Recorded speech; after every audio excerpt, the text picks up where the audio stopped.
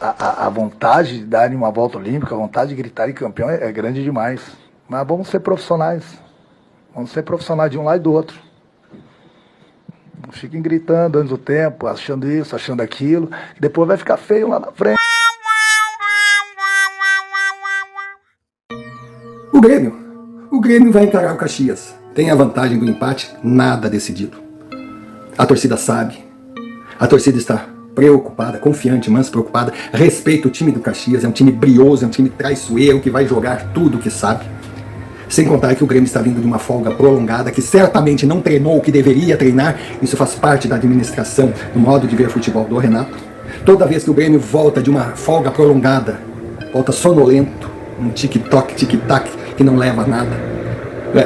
Entra devagar, quase parando. E os piores resultados da história recente do Grêmio dentro de casa são justamente depois de uma folga. Então o Grêmio tem o Caxias. Pode chegar à final? Pode. Mas vai ter que jogar muito mais do que tem jogado. Vai ter que ter intensidade, vai ter que ter vontade, vai ter que ser aguerrido, ter velocidade. De preferência, matar logo 1 ou 2 gols. Porque se ficar cozinhando o galo, o segundo tempo promete ser sofrido e não será surpresa nenhuma que no final o Grêmio seja eliminado, perdendo para ele próprio.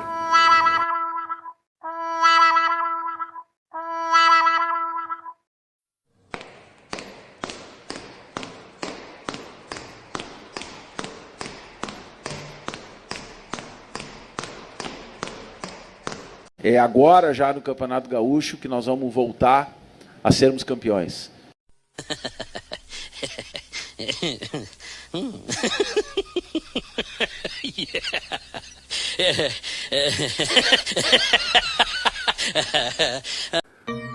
E Internacional, eliminado nos pênaltis em casa pelo Juventude, nas semifinais do Campeonato Gaúcho de 2024. O resultado em si, a eliminação, para quem assiste o Sofá de Pobre, sabe como nós pensamos, vai entender quando eu disser, não foi nenhuma surpresa. Claro que eu não vou cair na vala comum do eu já sabia, mas que eu já sabia, eu já sabia. Eu venho avisando, gremistas e colorados, respeitem a dupla Caju. Parem de já se preparar para os grenais da decisão. Existem adversários perigosos do outro lado. Fora isso, Grêmio e Internacional são equipes em formação. São equipes que quer queira, quer não, apesar da grande rivalidade que significa ou que simboliza o campeonato regional, têm objetivos maiores. A dupla Caju montou times perigosos, está trabalhando há mais tempo, teve uma pré-temporada maior, e será o jogo da vida do Caxias e o jogo da vida do Juventude. Eles vão entrar comendo grama. Futebol é jogo, o jogo é jogado. Resultado só depois do apito final. Fora isso é o que nós vamos discutir aqui nesse vídeo.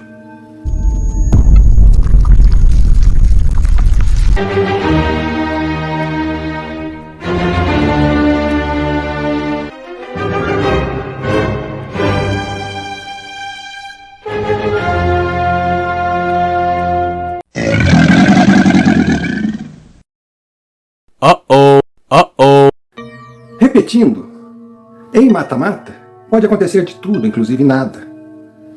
São 180 minutos que, em jornadas felizes do considerado mais fraco ou infelizes do mais forte, qualquer resultado é possível, embora seja improvável. Ou seja, analisando o resultado de forma isolada, normal. Mas o conjunto da obra mostra. A torcida colorada, abro parênteses, generalizar é a arma de todo imbecil. Quando fala torcida colorada, fala aquela parcela de figurinhas carimbadas conhecidas como surtados do Podrinho.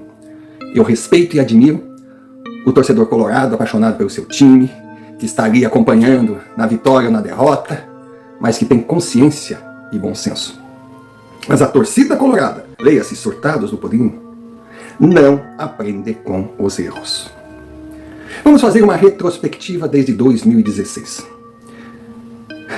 O destino tem suas coincidências, se é que coincidências existem.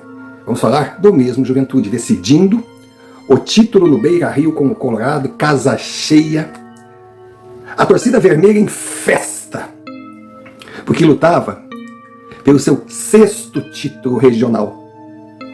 Se consideravam os maiores dos maiores, apesar de já estarem há 5 anos numa abstinência de títulos internacionais, o que na época, para aquela geração, era raro, porque eles tiveram assim mais um momento de sucesso meteórico.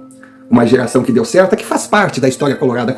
O Colorado, vamos dizer assim, numa linha geral, é sempre o figurante, não ganha nada. De repente, surgem aquelas gerações, como na década de 1970, que ganhou 3 brasileiros e foi vice-campeão da Libertadores e ganhou 8 títulos gaúchos. Depois veio a geração agora, no século XXI, Índio, D'Alessandro, Bolívar, o grande Fernandão, que também colocou, de uma forma rápida, o Internacional no topo da pirâmide. Mas o Inter comemorava o predomínio no Rio Grande do Sul, enquanto o Grêmio estava há 15 anos sem nada a ganhar. Quando eu falo nada a ganhar, é sem nenhuma volta olímpica fora do eixo gaúcho. Eles não consideram o título da Série B, então não vamos considerar também. Mas o resultado naquela tarde foi 3-0, Sacha a fazer o seu gol, pegou a bandeirinha de escanteio e começou a dançar a valsa dos 15 anos, zombando, desrespeitando o adversário. A torcida em êxtase dava risada e aplaudia, os colegas em campo tinham a mesma atitude, aí sofá de pobre avisou. Quem acompanha sabe, quem não viu, vá lá atrás e veja. A bola une, a bola não convive com a arrogância. Começa hoje a maldição Sacha. Com o Internacional, até a década de 2030 em diante, não ganhará nada fora do Rio Grande do Sul, e se conquistar gauchões, serão um ou outro. O Grêmio vai reinar absoluto. Nossa, fomos razão de deboche. Pois é, naquele ano, o Internacional foi rebaixado e o Grêmio campeão da Copa do Brasil. Em 2017, o Grêmio conquistaria a Libertadores. Mas o Internacional no Rio Grande do Sul continuou soberano.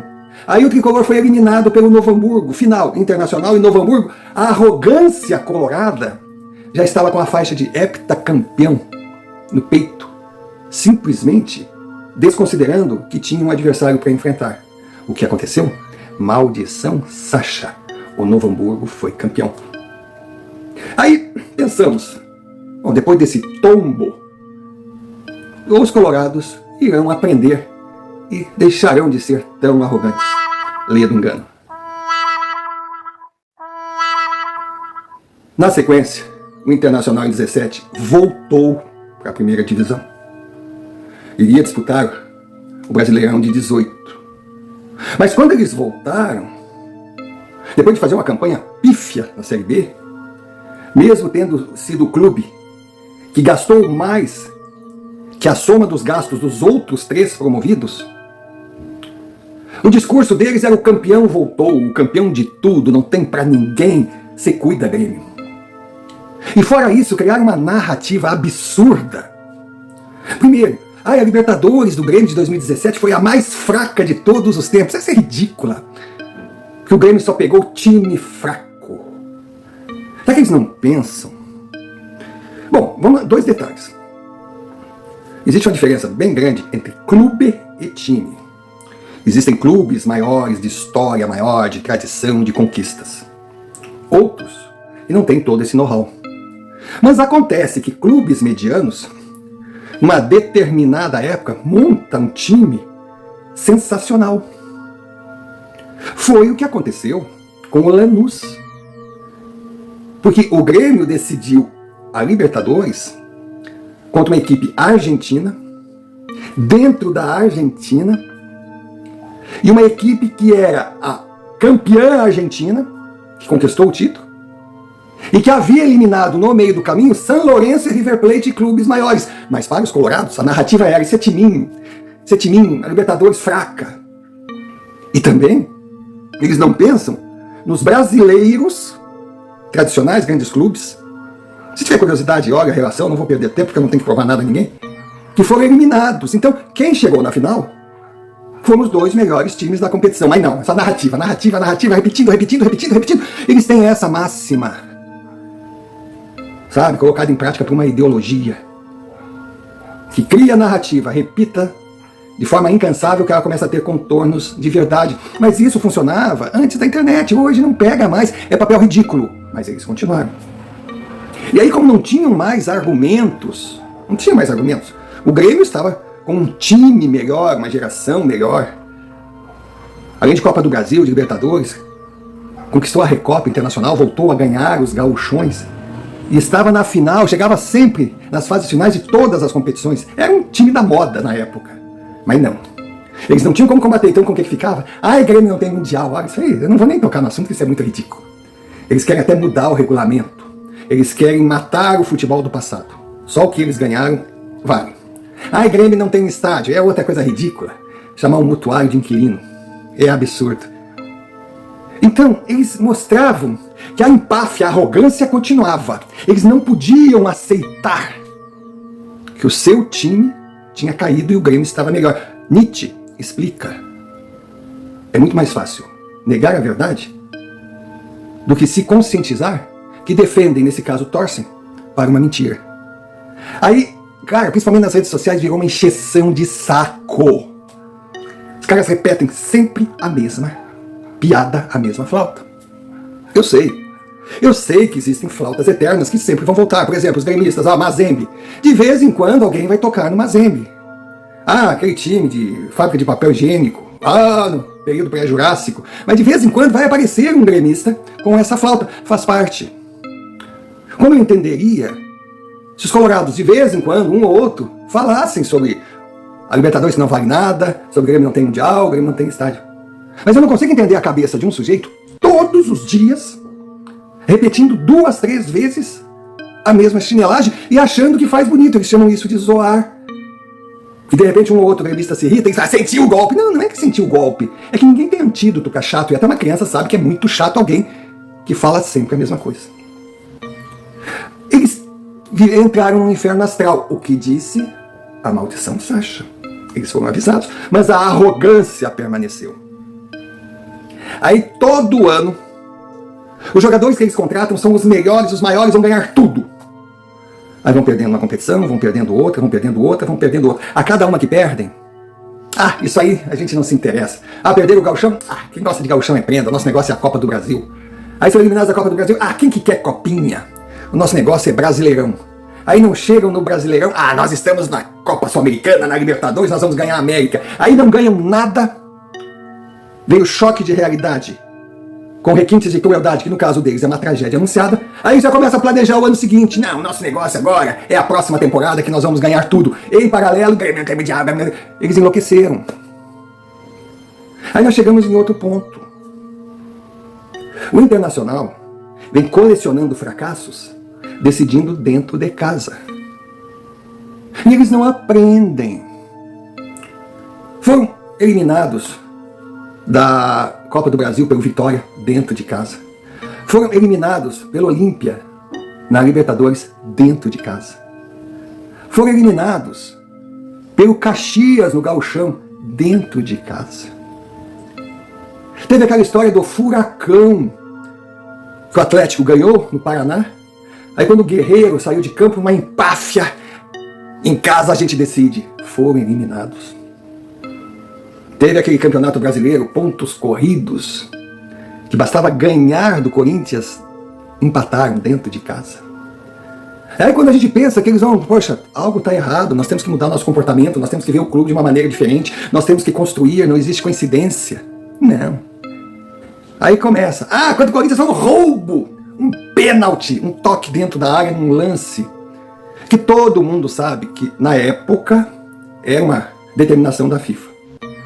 Zagueiro, jogador do time adversário dentro da própria área, que está caindo de costas assim, uma mão ele tem que levar para colocar no chão para sustentar o corpo, senão ele vai se arrebentar. A mão base na queda, se a bola tocar, não é pênalti, todo mundo sabe disso, inclusive eles. Mas para eles não interessa a verdade, eles não têm compromisso com a verdade. Eles têm que impor a narrativa. Então o Inter não ganhou do Corinthians dentro de casa, porque foi roubado. Em todas essas decisões, eles simplesmente desrespeitavam os adversários. Ah, o Inter vai patrolar, o Inter vai isso, o Inter vai aquilo. Aí chegamos na Libertadores contra o Fluminense. Eles foram ao Rio de Janeiro vencer o jogo. A decisão seria em Porto Alegre. Meu Deus do céu, parecia que o Fluminense não viria para o confronto, parecia que já estava decidido. Eles só falavam na final contra o Boca Juniors.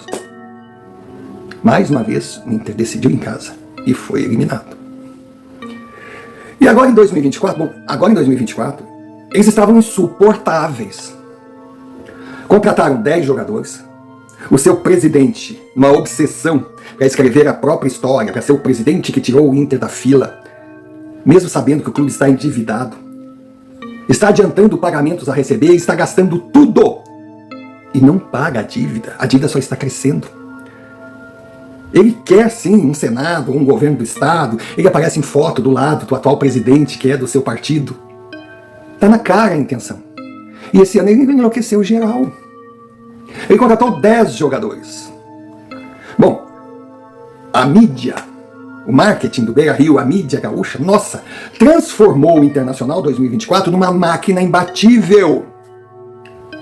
Agora, qual a opinião do Sofá com relação ao Inter? Pode sim ser um bom time. Pode sim se montar, se encaixar as peças, se os jogadores contratados cumprirem o que deles se espera. Pode ser sim um time competitivo. Não o melhor dos melhores. Não que tem certeza que vai ganhar um título, não. Mas vai competir. Mas pode, deem tempo ao tempo. O time ainda está sendo montado, problemas começam a surgir. Que nós adiantamos. Alário tem problemas crônicos, físicos. Alário é um grande jogador, mas ele vai passar boa parte da temporada no departamento médico. Seu corpo não suporta mais, principalmente a maratona desumana que é o calendário brasileiro. Valência é um bom centroavante, não mais que isso, não está no patamar de Luizito Soares, de Lewandowski, de Romário, de Hulk, de Paulinho, de Ronaldo Gaúcho, longe disso. Ele é um jogador, um centroavante comum, com algumas características. Tem dias assim que ele incorpora, tem outros que tropeça na bola, ele é irregular. E outra, mais uma decisão que Valência não compareceu. Nós podemos ficar aqui citando outros valores. Maurício que mostrou ontem, é um jovem. Agora estão oferecendo, parece que 35 milhões de euros. Não, Internacional, o Barcelos quer 47. Maurício mostrou que tem muito o que amadurecer. E pelo que ele é hoje, entre 30 e 35 milhões está muito bem pago. Mas na cabeça deles, Maurício é um super craque. Então, com o Barcelos, o Inter entrou numa aventura, numa leviandade, acreditando, nós recebemos aí 200 milhões, 100 milhões de entrada, depois vem mais 100 dessa liga forte, adiantamento pelo que vamos receber no futuro, em transmissão de jogos, ou TV aberta, ou TV fechada, internet, o que seja, independente da origem. Poxa, vejam que loucura! Ele recebeu um adiantamento de 200 milhões de reais, mas durante 50 anos, toda vez que for renovado um contrato, ele terá que pagar 20% para a liga forte. É um juro muito alto. Mas ele não faz conta, ele pensa no hoje. Mas se ele tivesse pego esse dinheiro para pagar as dívidas vencidas do Internacional, que estão rendendo juros que não são poucas, a gente até ia entender, mas não. Ele gastou 80% desse dinheiro para montar um time acreditando que os títulos virão, patrocinadores irão investir, o Internacional vai ficar conhecido internacionalmente, a marca será valorizada, a torcida eufórica começará a se associar cada vez mais, estádio cheio. Sem falar na valorização dos atletas para grandes negociações e também as gordas premiações. Na cabeça dele, na roleta russa que ele está, um título só trará o dinheiro para ele devolver ao clube, esses 80 milhões que gastou para montar o time atual. Mas poxa, o título tem que vir. Será que ele não pensa que a probabilidade é muito pequena, como é para todos? Porque na verdade ele tem 3 títulos para tentar conquistar: Copa do Brasil, Campeonato Brasileiro e Sul-Americana. E vejam os adversários: Bahia se reforçando, SAF. Palmeiras e Flamengo disparado, os melhores times. Atlético Mineiro correndo por fora, Furacão, São Paulo, Botafogo, cada vez mais fortalecido. Poxa, só eu citei 7, não vou nem citar o Grêmio. Ou seja, é muito difícil ganhar um título hoje. Então o que ele está fazendo não é administrar, é apostar. E presidente eleito para cuidar da saúde financeira do clube não aposta. Principalmente apostas que não pode bancar. É isso aí, minha gente. E agora chegou a vez do Juventude de novo. E o Inter, mais uma vez fora da final do Gauchão. Nem vice-campeões gaúchos eles conseguem ser há anos. Terceiro, quarto, até quinto colocados. Mas mesmo assim eles não perdem a arrogância. Até onde vai isso? Eu tenho certeza que hoje eles já vão começar com gráficos mostrando que o Inter tem mais títulos. E daí? Ah, que o Inter ganhou mais Grenais. E daí? Conquistas da época que o futebol era jogado com bola de couro. Não estou desfazendo as conquistas do passado, não. Tem o seu valor, é história. Mas e daí? O que vale é o hoje. Vão continuar com o Grêmio não tem isso, o Grêmio não tem aquilo. Se alguém falar alguma coisa do Inter, vão entrar ofendendo, vão entrar ridicularizando, achando que assim eles ganham no berro, achando que atacando quem publica, estarão minimizando o teor da publicação. Eles não aprendem com os erros. E certamente vamos ouvir: Gauchão não nos interessa. Nós queremos é a Copa do Brasil. Eliminados da Copa? Copinha. Seremos campeões da Sul-Americana. Tem pedreira pela frente. Se forem eliminados, não, nosso negócio é Brasileirão. Bom, aí não precisa nem comentar. Então o Inter vive uma realidade que só eles não enxergam. É um clube tradicional, histórico, mal administrado já há muitos anos, está atolado em areia movediça. As administrações estão afundando o clube, que pode pagar preço muito caro no futuro próximo, e a torcida aplaude, enquanto fica repetindo narrativas cheias de kkkk, na ilusão de uma grandeza que só eles enxergam. Roger, o grande vencedor. Roger deu um banho, uma aula de futebol em Kudê. Também algo esperado. Kudê, eu não sei da onde Barcelos e o Internacional tirou essa ideia que Kudê é um técnico pronto. Não é. Além de não ser um técnico pronto, você sentiu em casa no Beira-Rio, que é tão arrogante quanto. E ele já chega no clube exigindo contratações de jogadores, senão não vou treinar. Ai, como é fácil, né? Parece o Abel, lá do Palmeiras, que todo mundo diz que é uma sumidade de técnico, mas com aquele elenco, qualquer técnico é técnico. Basta jogar as camisas e dizer: façam o que sabem. É o que o Kudê faz. Ele treina um ou outro esquema tático, aquele beabá que é fácil de perceber, e se não der certo, ele não tem outras alternativas e espera que os jogadores resolvam a situação dentro de campo. Isso não é ser técnico. Ser técnico é ser um Roger Machado, que com um elenco reduzido, que não dá nem para comparar com o do Internacional, simplesmente foi melhor no jogo em Caxias e melhor no jogo em Porto Alegre. Para o Internacional, ser eliminado nos pênaltis foi lucro, que deveria ter sido derrotado nos 180 minutos. Tamanha superioridade do time do Caxias do Sul diante aquela máquina imbatível. Que máquina? A máquina no papel? Futebol é esporte coletivo. Nem sempre o que está no papel acontece dentro de campo. O Inter tem muito o que evoluir, mas muito o que evoluir, para chegar pelo menos um pouco perto daquilo que os colorados tinham certeza que o time já era, porque o que nós ouvimos nessa última semana foi um absurdo desrespeito total ao Juventude. Vão tomar 8 de novo. O Internacional vai esmagar. Isso não é time para enfrentar a nossa máquina. Enfim, o Juventude não existe. E sabe o que aconteceu? Aconteceu simplesmente o que a maldição Sacha avisou em 2016. Futebol não convive com arrogância.